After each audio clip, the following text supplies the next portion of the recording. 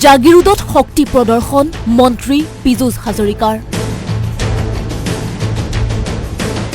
পত্নী সন্তানক লগত লৈ দলীয় কাৰ্যকৰ্তাৰ সৈতে দলে বলে দাখিল মনোনয়ন।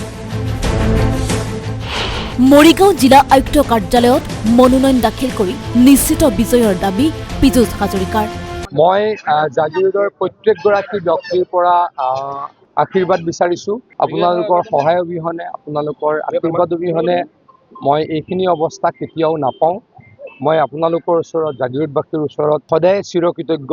আপোনালোকে এইবাৰো যিহেতু বিজেপি দলে মোক প্ৰাৰ্থিত্ব প্ৰদান কৰিছে, আজি নামাংকন পত্ৰ দাখিল কৰিবলৈকে আমি ইয়াৰ পৰা আমাৰ দেওশাল মন্দিৰৰ পৰা ওলাইছোঁ। মই আশা ৰাখিছোঁ জাগিৰোডৰ ৰাইজে মোক মৰম কৰিব, আশীৰ্বাদ কৰিব। জাগিৰোডৰ ৰাইজক সেৱা কৰিছোঁ, সেৱা কৰিম, সেৱা ভৱিষ্যতেও কৰিম।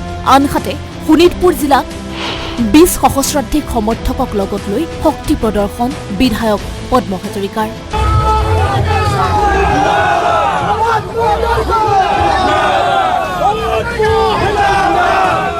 শক্তি প্ৰদৰ্শনেৰে কলেজিয়েট খেলপথাৰৰ পৰা পদব্ৰজে আহি জিলা আয়ুক্ত কাৰ্যালয়ত মনোনয়ন দাখিল পূৰ্বৰ চতিয়াৰ আৰু বৰ্তমানৰ নদুৱাৰ সমষ্টিৰ বিধায়কগৰাকীয়ে।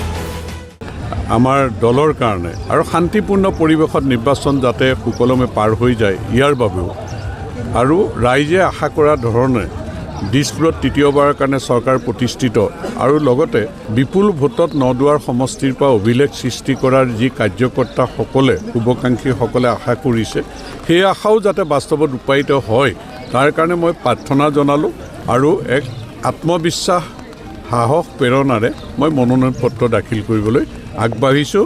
এতিয়া প্ৰশ্ন হয়, কেইবাটাও কাৰ্যকালৰ বিধায়ক তথা মন্ত্ৰী পীযুষ হাজৰিকাক বিৰোধীয়ে প্ৰত্যাহ্বান জনাব পাৰিবনে? একে সময়তে প্ৰশ্ন উত্থাপন হয়, শেহতীয়াকৈ বিতৰ্কৰ আৱৰ্তত সোমাই পৰা 4 বাৰৰ বিধায়ক পদ্ম হাজৰিকাক বিৰোধী কংগ্ৰেছে কিমান দূৰলৈ প্ৰত্যাহ্বান জনাব পাৰিব? চতিয়াৰ পৰা সুৰঞ্জন গগৈ, মৰিগাঁৱৰ পৰা মৃগাংক মেধিৰ ৰিপৰ্ট, আছাম টক্স।